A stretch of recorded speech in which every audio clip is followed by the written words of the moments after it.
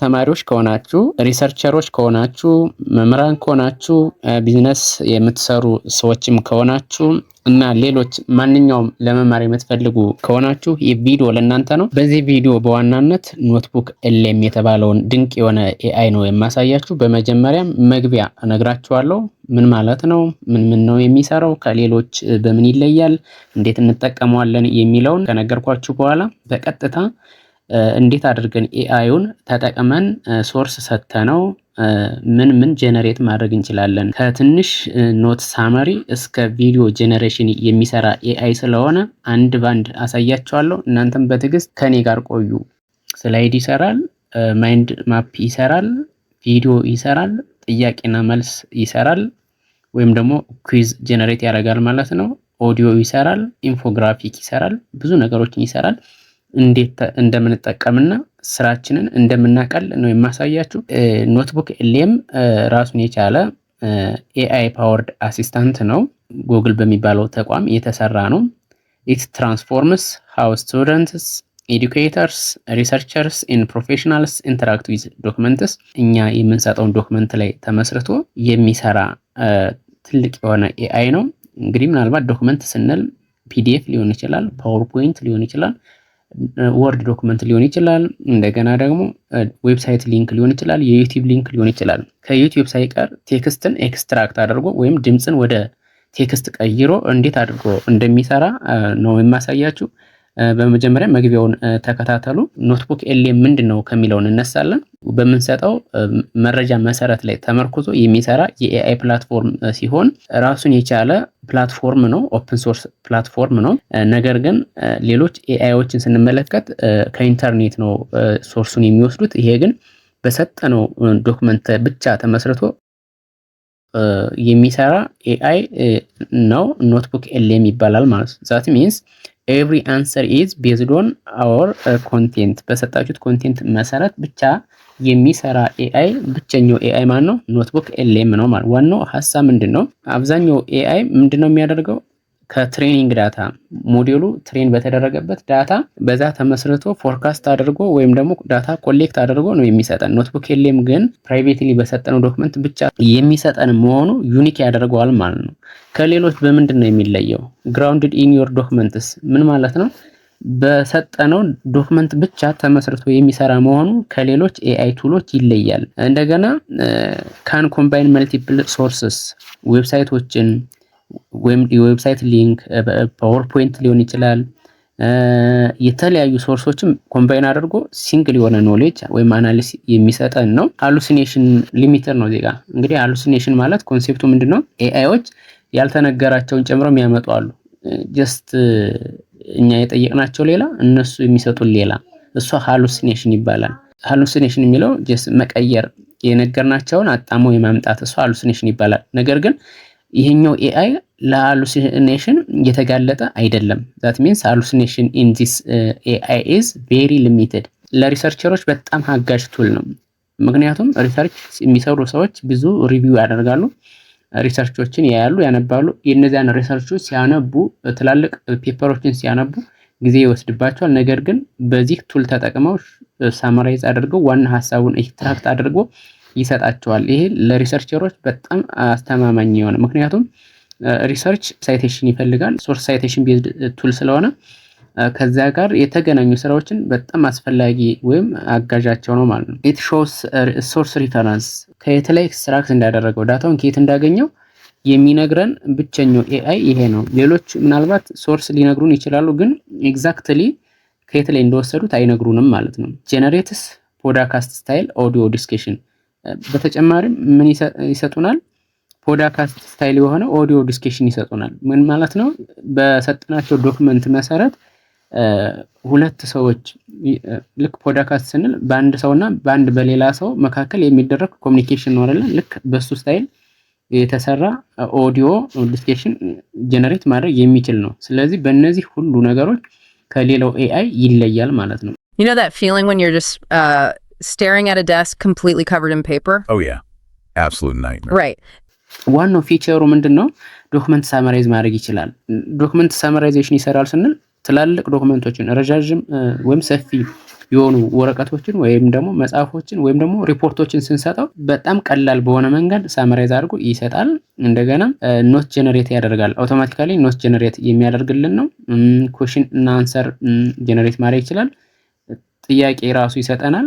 በሰጠነው ዶክመንት መሰረት ጥያቄ ጀነሬት ያደርጋል። እንደገና ደግሞ እሱን መልሱን ደግሞ ስንመልስ ክሮስ ቼክ ያደርጋል። ምክንያቱም አንሰር ጨምሮ እዛው ላይ ኢምቤድ ስለሚያደርግልን ማለት ነው። ኦዲዮም ጀነሬት ያደርጋል። ይህን ሁሉ አንድ ላይ የያዘ ኖትቡክ ኤልኤም ነው ማለት ነው። ምን አይነት ሶርስ ሰጠነው ነው ስራ የሚሰራልን ብለን ስንጠይቅ ፒዲኤፍ ፋይል አፕሎድ ልናደርግለት እንችላለን። ፓወርፖይንት ወይም ስላይድ አፕሎድ ልናደርግለት እንችላለን። ሪሰርች ፔፐሮችን አፕሎድ ልናደርግለት እንችላለን። ጉግል ዶክመንቶችን፣ ቴክስት ዶክመንቶችን፣ ዌብሳይት ሊንኮችን፣ ሌክቸር ኖቶችን፣ የዩቲዩብ ቪዲዮ ሊንኮችን ሰጠን ከነዚህ ላይ የምንፈልገውን አይነት ዳታ ኤክስትራክት አድርገን ከፈለግን በኦዲዮ መልክ፣ ከፈለግን በማይንድ ማፕ ፎርም፣ ከፈለግን በጽሁፍ ፎርም፣ ከፈለግን በቴብል ፎርም፣ ከፈለግን በሾርት ሳመሪ ፎርም፣ ከፈለግን በሪፖርት ፎርም ኤክስትራክት ማድረግ እንችላለን። ፕላትፎርሙ ራሱ እንዴት ነው የሚሰራው? እንዴት ነው የምንጠቀመው ማለት ነው በሌላ አባባል። ስለዚህ እንዴት ነው የምንጠቀመው ካል ዘወርክ ፍሎ መጀመሪያ ዌብሳይቱ ላይ አሳያችኋለሁ። አንድ ባንድ ስለማሳያችሁ ግር ማለት የለበትም። እዚህ ጋር እንኳን ባይገባችሁ ፕራክቲካሊ ስለማሳያችሁ ችግር የለውም። መጀመሪያ ምንድነው የምናደርገው? ኖትቡክ ክሬት እናደርጋለን። የራሳችን ኖትቡክ ክሬት እናደርጋለን። ኤንድ ኔክስት ዶክመንቶችን አፕሎድ እናደርጋለን። ፒዲኤፍ ከሆነ ፒዲኤፍ አፕሎድ እናደርጋለን። ስላይድ ከሆነ ስላይድ አፕሎድ እናደርጋለን። ሪሰርች ፔፐር ከሆነ ሪሰርች ፔፐር አፕሎድ እናደርጋለን። ሊንክ ከሆነ ሊንክ አፕሎድ እናደርጋለን። ኤንድ ዜን አስክ ኩዌሽን ምንድነው ጀነሬት ማድረግ የምንፈልገው? አፕሎድ ካረግነው ዶክመንት ላይ ምንድነው ጀነሬት ማድረግ የፈለግነው? ኦዲዮ ነው? ስላይድ ነው? ወይስ ሾርት ሳመሪ ነው? ወይስ ሪፖርት ነው? ወይስ ደግሞ ኦዲዮ ነው? ወይስ ደግሞ ቪዲዮ ነው? ምንድነው ጀነሬት ማድረግ የምንፈልገው የሚለውን ፕሮምፕት እንሰጠዋለን ወይም ጥያቄ እንጠይቀዋለን። ኤንድ ዜን ጀነሬት እናደርገዋለን ማለት ነው። ጀነሬት እንለዋለን። ይሄ ነው ሲምፕል ወርኪንግ ፍሎ። ይሄንን ነው የሚመስለው። ሶ what can notebook LM create? ምንድነው ይህን ሁሉ ዶክመንት በእነዚህ በአራቱ ስቴፖች ሄደን ምንድነው ጀነሬት የሚያደርግልን? ስለዚህ ጀነሬት የሚያደርግልን ምንድነው? ትላልቅ ዶክመንቶችን ሰጠነው ሾርት ሳማሪ ያወጣልናል። እሺ፣ ጥያቄና አንሰር ያወጣልናል። ትላልቅ ዶክመንቶች ሰጠነው ስተዲ ጋይድ ያወጣልናል። ፍሪኩዌንትሊ አስክድ ኩዌሽንስ ሊስትስ ያወጣልናል። ታይምላይንስ ያወጣልናል። ብሪፊንግ ዶክመንትስ ያወጣልናል። ኢቨን ኦዲዮ ኦቨርቪው ያወጣልናል። ምናልባት ሌሎች ኤአይዎች ኦዲዮ ሲያወጡልን ሲንግል የሆነ በሜል ወይም በፊሜል በመረጥ ነው ኦዲዮ ሊያወጡልን ይችላሉ። ይሄ ግን በፖድካስት ስታይል ነው የሚያወጣልን። አንደኛውን ሐሳብ ያነሳል፣ አንደኛው ሌላኛውን ሐሳብ ያነሳል፣ ኢንተራክት ያደርጋሉ።